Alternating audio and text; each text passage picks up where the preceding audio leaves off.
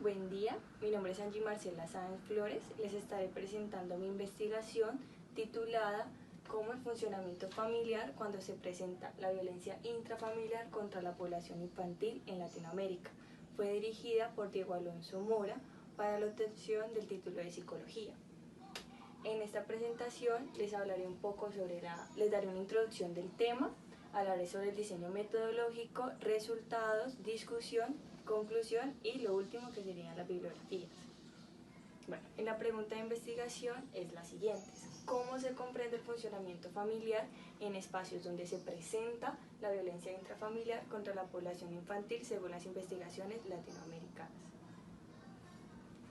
La violencia contra los niños, niñas y adolescentes está presente en todo el mundo, atravesando fronteras culturales, diferentes tipos de clases, origen étnico, educación y edad. Solamente 16 estados y algunos gobiernos protegen a los niños contra la violencia infantil, dejando la gran parte sin una protección legal necesaria vigente.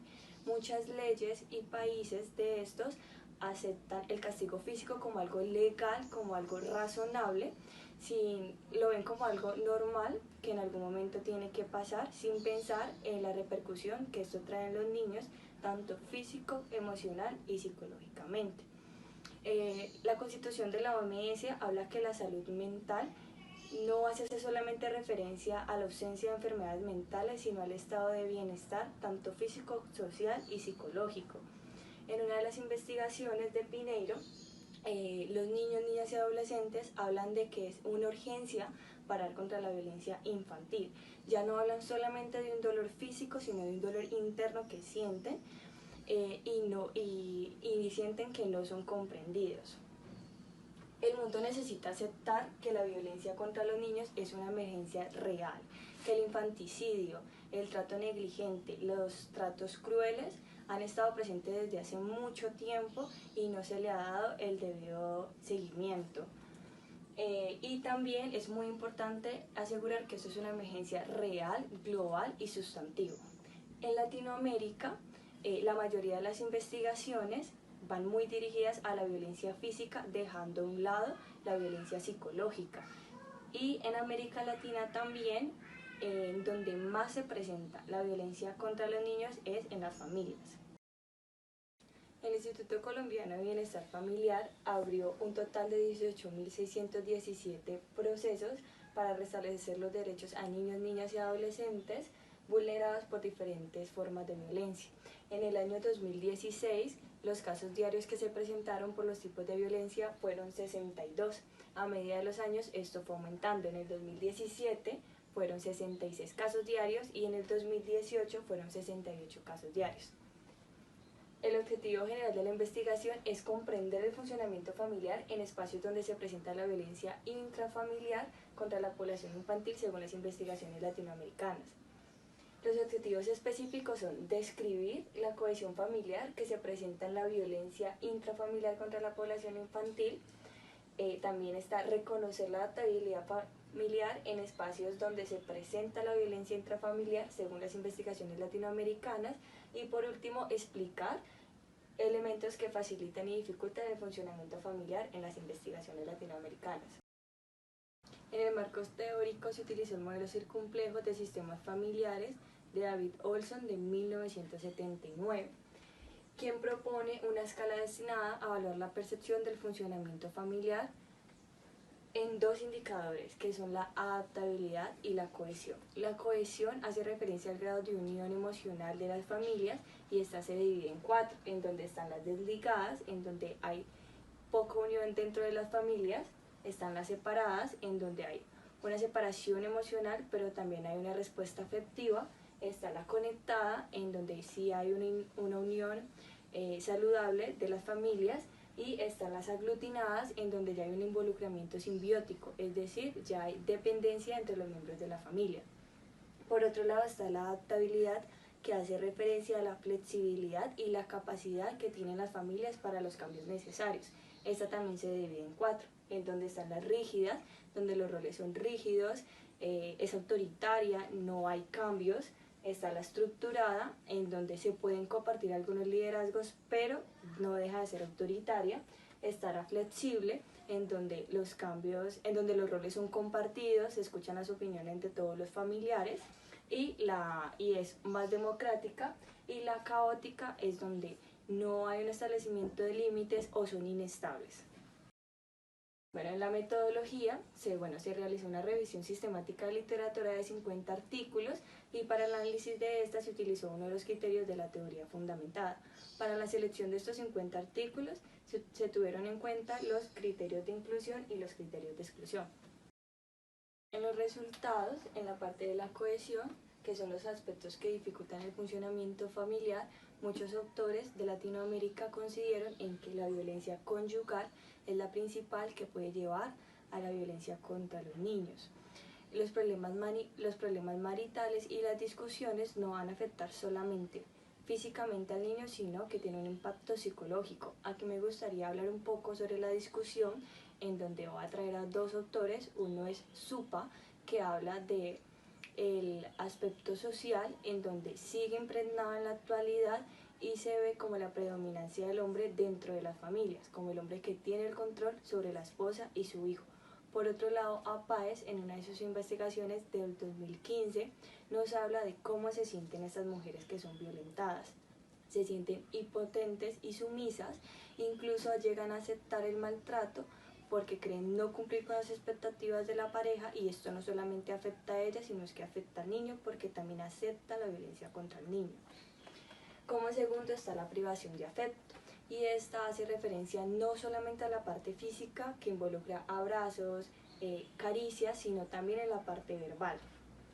Por tercero está la percepción negativa del niño. Sánchez nos habla que esta percepción puede llevar a atribuciones hostiles hacia ellos, y que muchas veces estas expectativas son inapropiadas, que no son correctas para la edad de los niños y por eso no son reales.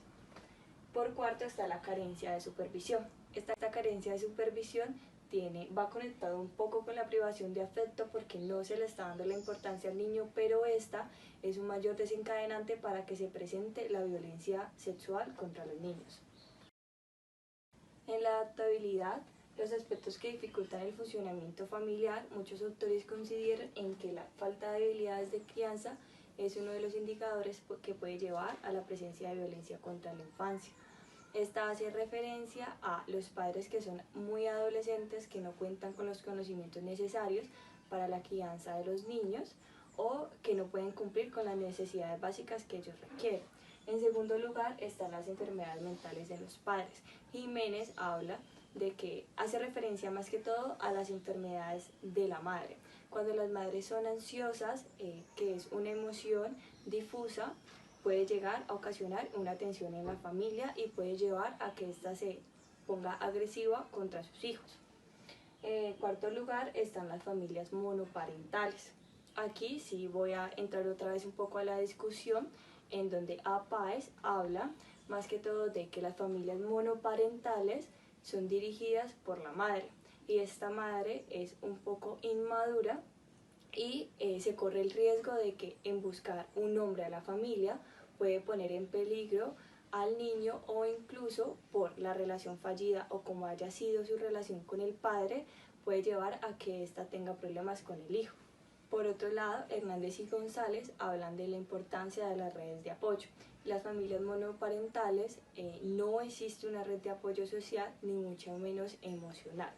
Por otro lado, Beltrán, Gaitán y Mora hablan de cómo los familiares externos, no solamente el núcleo familiar, sino como lo es los abuelos, los tíos, son de cierta forma personas importantes que pueden ayudar a que este niño empiece un proceso de resiliencia cuando se ha presentado la violencia contra ellos. Y por tercero está la historia de malos tratos, que esto hace referencia a la violencia generacional, que se convierte en un ciclo y que se vuelven a repetir conductas. Bueno, en la cohesión, en los aspectos que facilitan el funcionamiento familiar, muchos autores consideran en que la expresión de afecto puede ser un lugar de protección para estos niños. Esta expresión de afecto es respuestas, sonrisas, caricias, tiempo de calidad y compartir con ellos, y también fomentar la comunicación. En segundo lugar está el apoyo mutuo, que es el compromiso de la familia, tener espacios en donde puedan dialogar y que haya cierta confianza entre los niños y los padres. En tercer lugar están las competencias personales, lo que es la asertividad, la creatividad de cada uno de los integrantes de la familia. En la adaptabilidad, los aspectos que facilitan el funcionamiento familiar está la coherencia familiar. Esta coherencia hace referencia a el establecimiento de límites desde edades tempranos, buenas pautas de crianzas, castigos que no se basen en violencia. En segundo lugar están las competencias parentales, que hacen referencia a la educación de los padres, de cómo criar a sus hijos, de cómo se establecen los límites y de conocer un poco sobre cómo llevar el adecuado funcionamiento de la familia. Y en tercer lugar están las familias nucleares. Como conclusión, se llegaron a 4 puntos que son muy importantes. El primero es que la violencia infantil es un problema multicausal. El segundo es que el déficit de habilidades parentales es el que lleva a que se le presente la violencia contra los niños. Muchos de estos padres no están preparados para asumir lo que es vital en algún momento para ellos. Y el tercero es que existen varios vacíos en las investigaciones respecto a los padres consumidores. Esto es muy interesante porque en Latinoamérica se centra mucho en la violencia contra la esposa, contra la mujer, y debido a esto es porque los padres en la mayoría de sus casos son consumidores, y cuando se va a las investigaciones no hay un cierto seguimiento de esos comportamientos. Y tercero, es primordial centrarnos en aspectos que faciliten el funcionamiento familiar, como lo son las redes de apoyo dentro de las familias, en donde siempre nos hemos centrado en cuál es el problema, pero no miramos un poco cuál podría ser la solución para mejorar el bienestar de los niños a nivel mundial. Y esas son las referencias más importantes de la investigación. Muchas gracias.